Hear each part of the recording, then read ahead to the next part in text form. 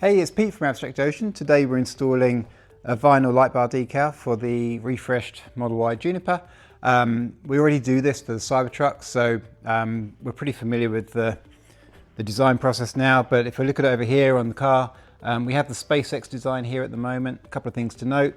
The main one is that we're using the 3M matte black vinyl.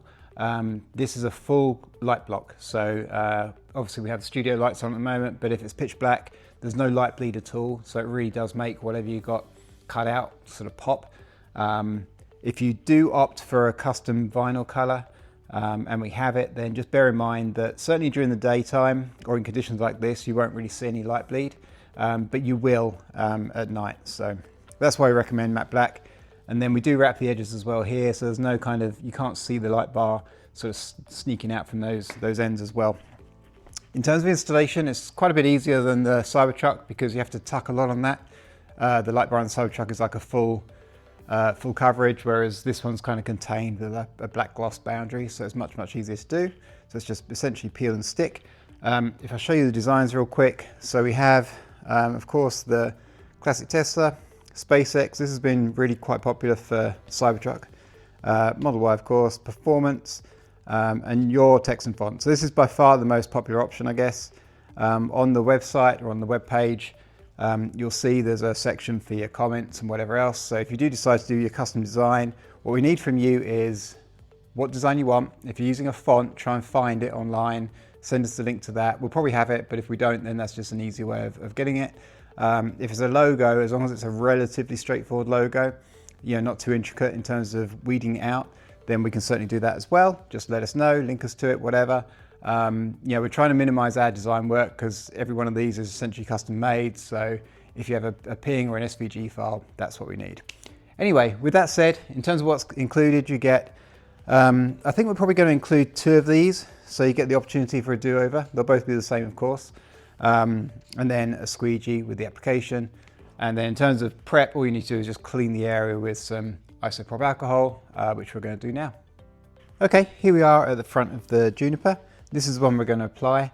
The reason I'm using this one is we've got a couple of little cutouts in the letters on the O and the D, so it's a good thing to demonstrate there. So the first thing I'm going to do is give the light bar a quick clean, just with some isopropyl.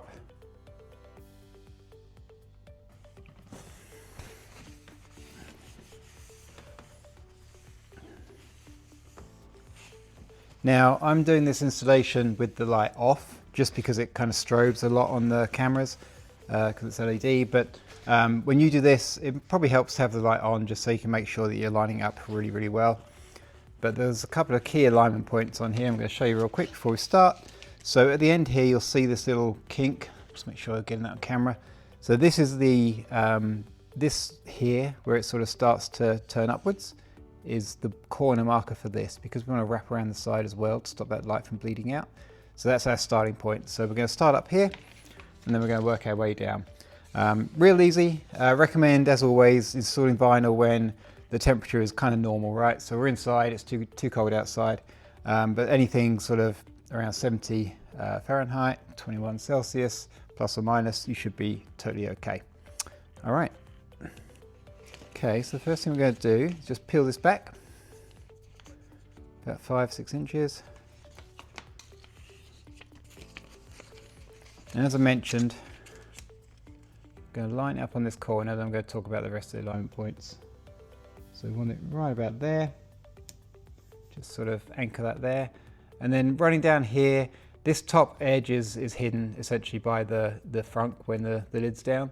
So we're really looking at this bottom edge here. We want to get it sort of as close to the bottom, but not so much that it's kind of going over the sort of rotation underneath. We don't need to do that. So, I don't know if I explained that at all well, but we're just going to keep going. So when I'm doing this, wherever I've had the car parked, there's always a nice little reflection on this top bit here of whatever light is overhead. So that's a really good guide to sort of the top area of here. And then as I mentioned, we're just going to, I'm going to use a squeegee afterwards, but this is really fingertip work. So just tracking along this bottom edge, keep on going. So as I get to the O and the D, I'm just going to apply a little bit of manual pressure with my thumb just there, just to make sure, hopefully, they stay stuck to the carrier sheet and probably to the E there as well, you see.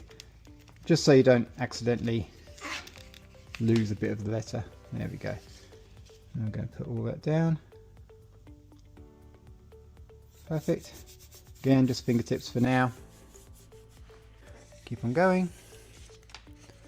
Obviously the vinyl tracks to the shape of the light bar, so you shouldn't need to do much manipulation of it at all. He says, let's just pull that back just a tad. So if you find yourself fighting with it, then just put it back and sort of reapply. It's surprisingly flexible when it comes to that. Keep on going. Last bit. So you'll see up this end now. I've intentionally not been pulling on it too much to stretch it. You just want to maintain tension. So as we get to this last bit here, you can see that bit will rotate on that corner perfectly. In fact, we're a little bit low, so I'm going to just pull that back. Just guide that up slightly. It doesn't matter. The light will still be blocked. This is just me being a bit too thorough. Okay, so now we're going to get our squeegee. Let's just pull that camera back.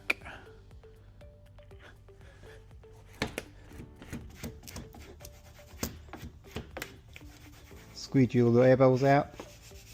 Because it's such a small piece, don't be tempted to kind of cheat. All this 3M 2080 vinyl has what they call air release technology. It's like an etched pattern in the glue on the back.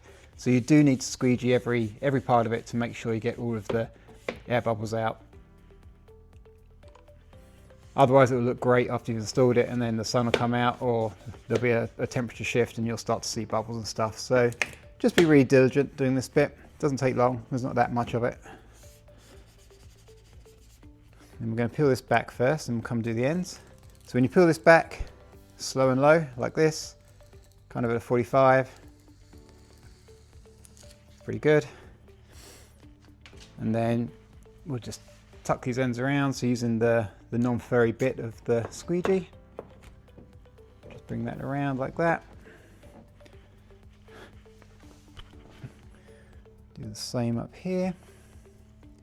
Ignore my dodgy PPF job on the paintwork.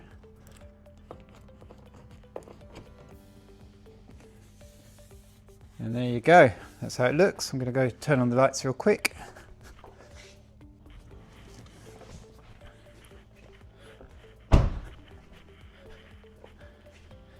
So just double check that you've got everything. Of course we have. So all we need to do is just close it down. And there you have it. That's how you install the PPF or the vinyl light bar for the new Model Y. Thanks for watching.